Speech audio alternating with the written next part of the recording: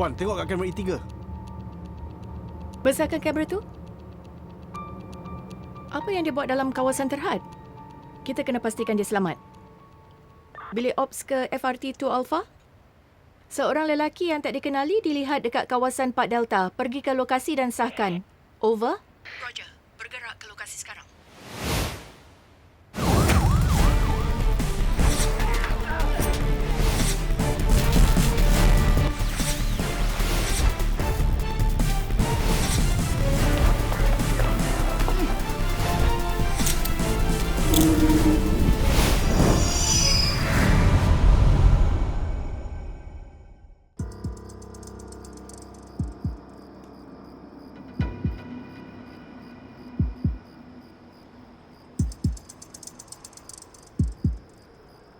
Encik, awak okey? Buat apa di sini? Awak faham bahasa Inggeris? Ya, Apa nama awak? Maruf. Encik, sila ikut kami. Awak tak dibenarkan di sini.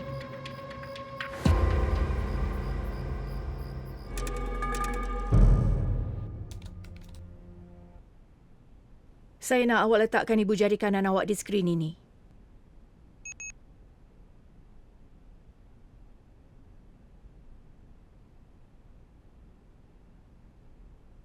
Awak beritahu pegawai kami awal tadi yang nama awak Ma'ruf Al-Mamun, betul tak?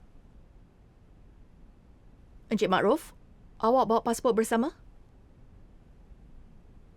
Kenapa awak berjalan di antara pipe-pipe causeway? Saya hendak balik ke Bangladesh.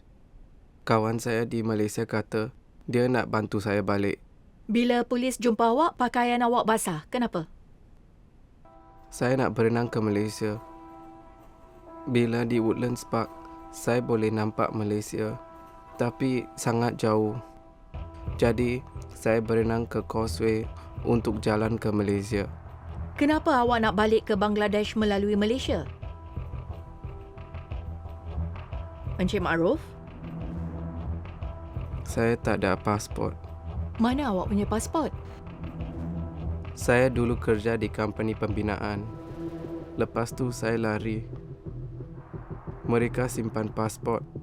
Saya sembunyi tinggal di Singapura, tak ada pasport.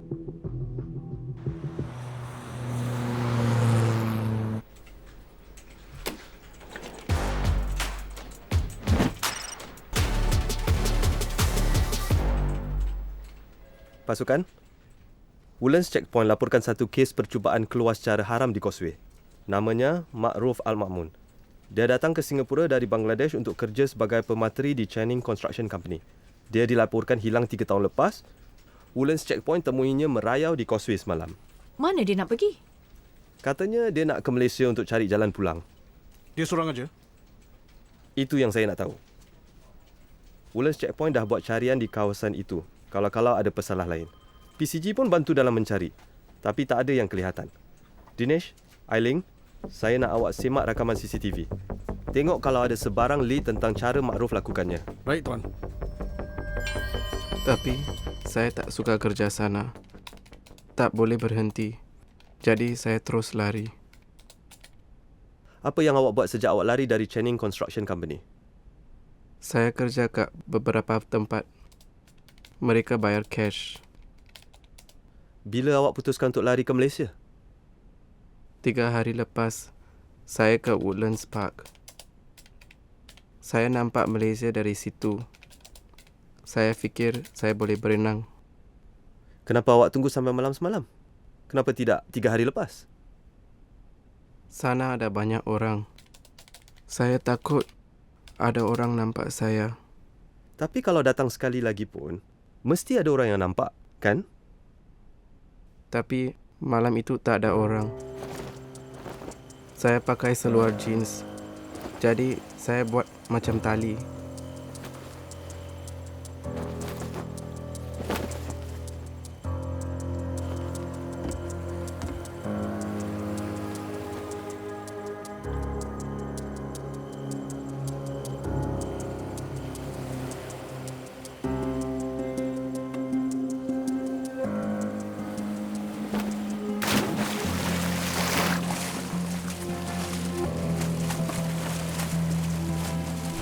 Saya pun sampai ke Causeway dan panjat.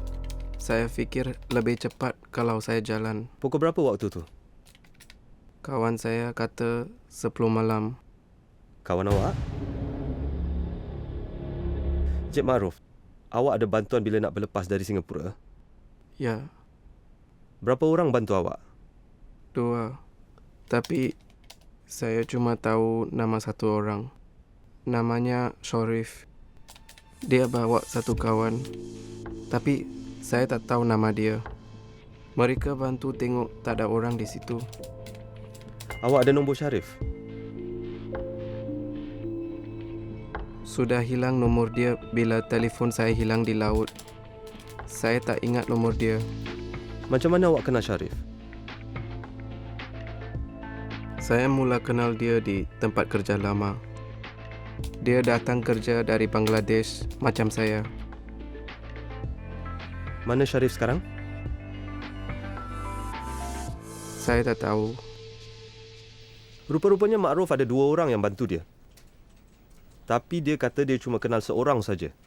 Sharif. Saya dah buat semakan.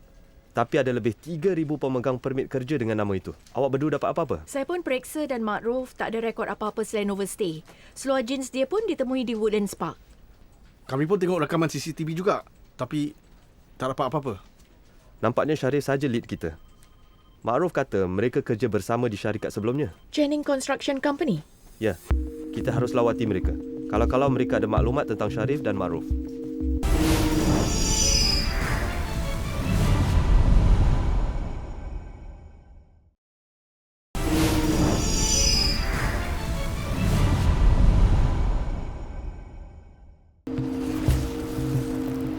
Terima kasih dapat segera berjumpa dengan kami, Encik Faiz. Tak mengapa.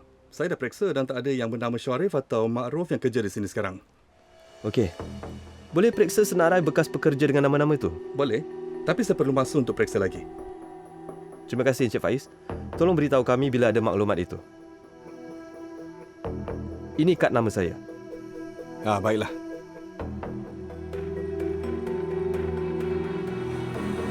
Syarikat lama Makruf perlukan masa untuk dapatkan maklumat. Sekarang lead yang kita ada cuma Sharif. Tuan, saya dah periksa profil Makruf. Rupanya dia pernah menghuni di Yunus Ling Lodge. Kalau Sharif pernah bekerja dengan dia, mungkin dia pun tinggal di sana. Mungkin? Ayuh. Jadi ni semua penghuni di sini dengan nama Sharif? Ya, Sharif nama yang agak common di sini. Ini termasuk bekas penghuni? Tak. Tapi saya boleh periksakan juga. Terima kasih. Boleh kongsikan senarai rakan kongsi bilik juga? Baiklah. Awak ada catatan waktu penghuni keluar masuk di sini? Ya, semua penghuni mesti tap masuk dan keluar di gantry. Jadi kami ada rekodnya. Boleh saya dapatkan rekod gantry bagi 3 hari yang lepas ni? Okey. Saya akan keluarkan laporan itu dan hantarkan bila dah siap. Bagus tu. Kami dah semak rekod yang Channing Construction Company dan Yunus Ling Lodge hantar. Tapi Channing Construction Company scan rekod mereka jadi kami kena rujuk secara manual. Ada Sharif yang muncul dalam kedua-dua senarai. Nama penuh Mia Sharif. Dia bekas penghuni Yunus Ling Lodge dan bekas pekerja Channing Construction Company. Kata Makruf, Sharif datang dari Bangladesh beberapa tahun lalu dengan permit kerja dan dah bekerja dengan berapa syarikat. Jadi dia kerja dan menetap di mana sekarang? Dia di Seng Huat Engineering sekarang tapi kami tak ada rekod alamatnya sekarang. Kita pergi cari. Ya, kami ada Mia Syarif bekerja di sini. Dia ambil 2 hari cuti, jadi tak ada sekarang. Lusa baru balik. Dia di mana sekarang? Kemungkinannya di dormitory. Sekarang dia menginap di Marsiling Migrant Workers Dormitory. Awak kenal kawan-kawan rapatnya? Dia kerap sign masuk dengan seorang pekerja. Joel. Bagus. Hantarkan saya profilnya. Joel menginap di mana? Juga di Marsiling Migrant Workers Dormitory. Hantarkan saya rekod pergerakan mereka untuk 3 hari lepas. Okey. Kita dah tahu mana Sharif menginap, jadi kita ke Marsiling Migrant Workers Dormitory untuk dapatkan rekod pergerakan Sharif. Tengok kalau serentak dengan masa Makruf keluar secara haram dari Singapura. Saya beritahu mereka kita nak datang. Saya berjaya dapatkan rekod kedua-dua Mia Sharif dan Joel dan dah hantar pun kepada awak. Terima kasih. Dan juga Makruf Al-Ma'mun?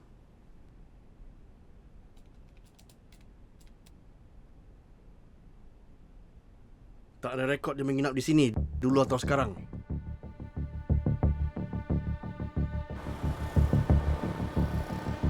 Saya berbual dengan Maruf tadi dan dia sahkan yang kedua-dua Mia Sharif dan Joel bantu dia malam tu. Awak boleh kenal pasti Mia Sharif? Bagaimana dengan kawannya Joel? Rekod pergerakan asrama tunjukkan pada malam Makruf cuba berlepas secara haram, kedua-dua Sharif dan Joel pulang ke asrama pada 6.39 petang. Kemudian Sharif keluar jam 7.16 malam dan Joel keluar jam 8.55 malam. Tapi mereka berdua pulang pada jam 11.52 malam. Masa mereka pun sepadan. Makruf kata dia di Woodlands Park dalam pukul 10 dan Woodlands Checkpoint berkas dia jam 10.50 malam. Saya cari Mia Sharif dalam database. Dia tak ada rekod. Dan sah yang dia ada permit kerja dari Bangladesh. Betullah dia orangnya. Saya akan tugaskan polis untuk bawa mereka ke sini.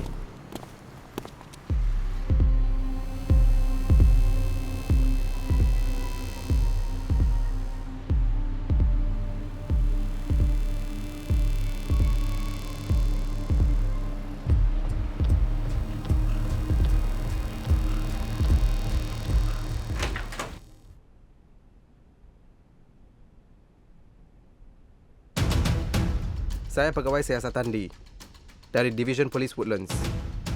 Awak Mia Sharif dan Joel. Awak berdua diberkas kerana bersubahat dalam pelepasan haram. Gari mereka.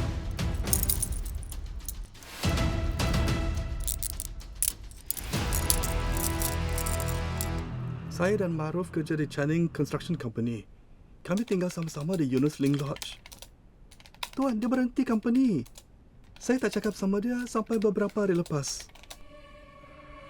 Apa dia kata pada awak?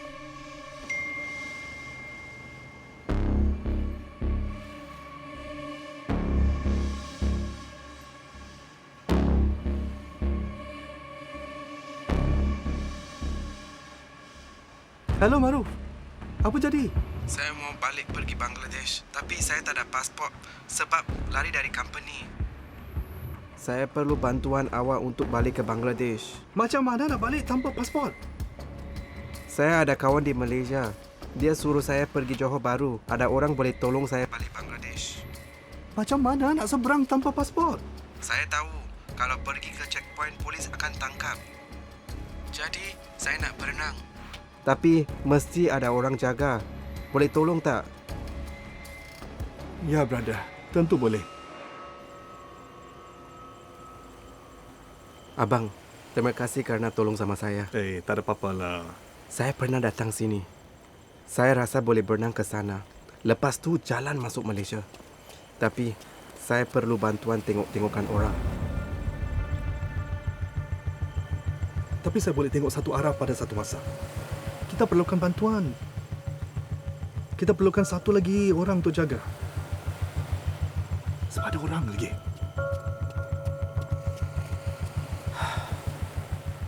Okey. Jangan risau, saya bantu awak. Mari kita minum dulu. Mesti ada cara. Saya pergi kedai kopi malam tu. Sana, saya jumpa Sharif dan kawan dia. Wah, malam-malam pun banyak orang lagi. Hey Joel! Hey, Joel, ini Maruf, kawan lama saya. Maruf, Joel. Joel, awak buat apa nanti? saya nak balik ke dormitory. Kenapa? Boleh tolong saudara kita ni? Sharif. Tak apa, boleh percaya dia. Macam mana? Saya mau tolong. Joel, Maruf pun daripada Bangladesh. Dia mau berenang ke Malaysia dari Woodlands Park. Dari situ dia balik Bangladesh. Hey, beli aja tiket terbang balik. Saya tak ada pasport. Kenapa? Saya lari dari company. Oh, bila beli tiket kapal terbang, polis tangkap. Ya.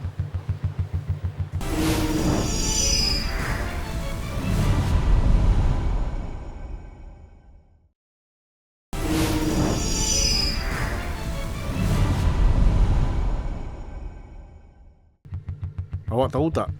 Bantuan awak itu menyalahi undang-undang. Ya, Lepas tu apa jadi?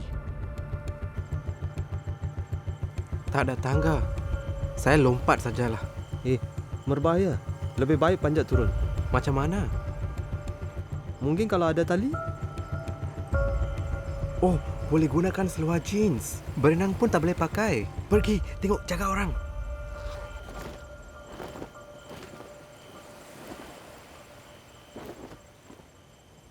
Tak ada orang, cepat. Cepat, Maruf. Hati-hati.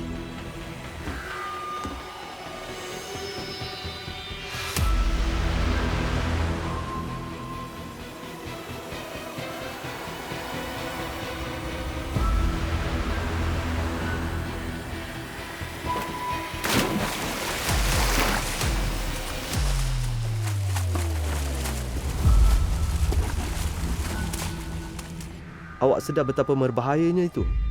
Ma'ruf boleh cedera parah kalau ada apa-apa silap. Kalau itu berlaku, apa awak nak buat? Saya cuma mau bantu saudara saya, Encik. Bukan itu saja. Tindakan awak menyalahi undang-undang, walaupun untuk bantu kawan awak.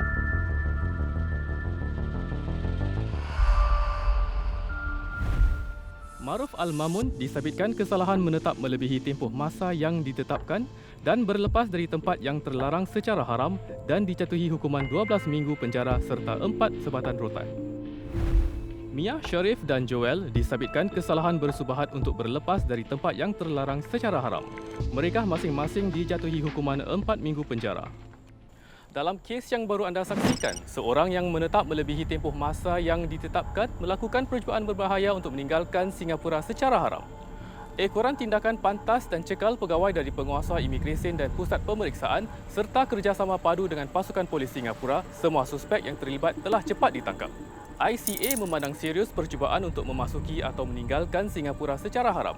Di bawah Akta Imigresen, hukuman bagi menetap melebihi tempoh masa yang ditetapkan atau masuk secara haram ialah penjara sehingga 6 bulan dan sekurang-kurangnya 3 sebatan rotan.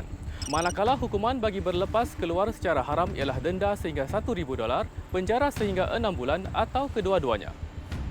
Sempadan kita adalah barisan pertahanan pertama dalam perlindungan Singapura. ICA akan terus menjalankan pemeriksaan keselamatan ke atas pengembara, pengangkutan dan kargo di pusat pemeriksaan untuk mengawal percubaan menyeludup orang yang tidak diingini, barangan seludup serta benda terlarang dan sekuriti ke Singapura.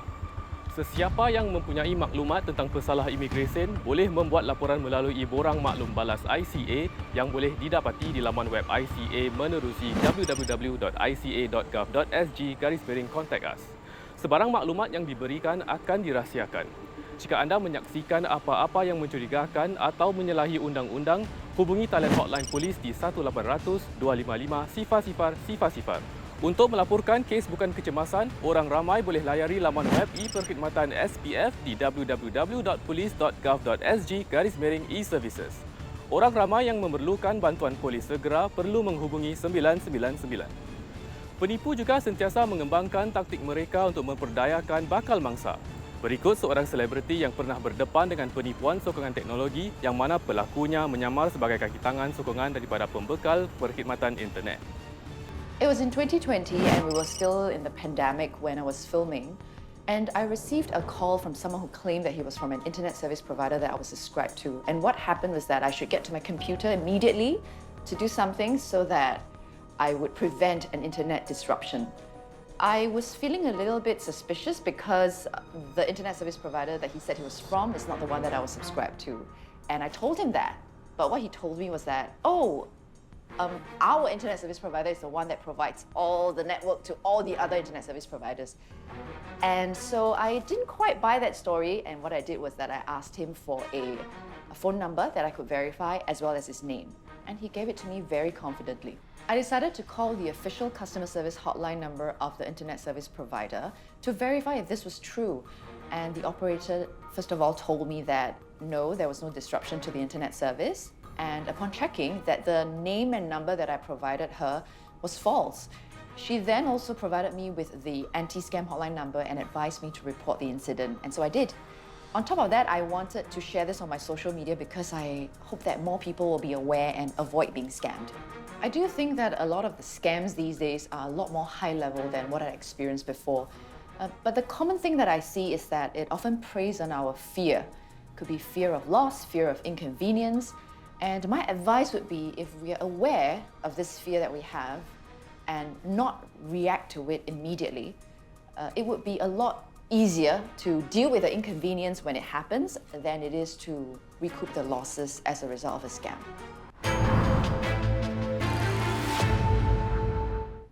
Sejak Januari 2022, terdapat sekurang-kurangnya 277 mangsa kepada penipuan penyamaran pegawai China dengan kerugian sehingga 33.3 juta dolar. Mangsa menerima rakaman suara telefon yang kononnya dari agensi pemerintah dan panggilan dipindahkan kepada seorang pegawai polis. Mangsa akan diberitahu bahawa mereka sedang disiasat atas aktiviti pengubahan wang haram dan disuruh untuk berikan maklumat peribadi dan maklumat akaun bank mereka, buka akaun bank untuk memindahkan wang bagi tujuan siasatan polis, bertemu orang yang tidak dikenali untuk menyerahkan atau mengutip dokumen palsu, laporkan pergerakannya setiap hari dan rahsiakan penyiasatan itu. Mangsa hanya sedar mereka telah diperdaya bila mereka menerima transaksi tidak dibenarkan daripada akaun bank mereka atau bila si penipu tidak memulangkan wang mereka seperti yang dijanjikan. Untuk mengelakkan daripada menjadi mangsa, patuhi langkah-langkah yang berikut. Agensi Penguatkuasaan Undang-Undang Luar Negara tidak boleh menjalankan operasi di Singapura, menangkap sesiapa atau meminta orang ramai membantu dengan sebarang bentuk penyiasatan. Jika anda menerima panggilan yang tidak dijangka dengan awalan tanda plus, berhati-hati. Ia boleh menjadi suatu penipuan. Jangan sekali-kali berkongsi SingPass anda, butiran log masuk akaun bank dan kata laluan sekali guna OTP dengan sesiapa sahaja. Tiada agensi pemerintah tempatan akan meminta pembayaran, pemindahan wang atau butiran peribadi melalui telefon dan mereka juga tidak akan berbuat demikian melalui mesin suara automatik. Kewaspadaan memainkan peranan penting dalam pencegahan scam. Yang diperlukan hanyalah beberapa minit untuk melihat permintaan yang mencurigakan dengan teliti. Jika anda perlukan nasihat, sila hubungi talian bantuan anti penipuan di 1-800-722-6688 atau layari www.scamalert.sg. Bersama-sama, kita boleh membantu hentikan scam dan menghalang lebih ramai orang daripada menjadi mangsa. Kita telah tiba ke penghujung episod Jejak Jenayah kali ini. Saya ASP Muhammad Fadil Muhammad Hisom. Sehingga di lain ketika, mainkanlah peranan anda dalam mencegah, mengekang dan mengesan jenayah.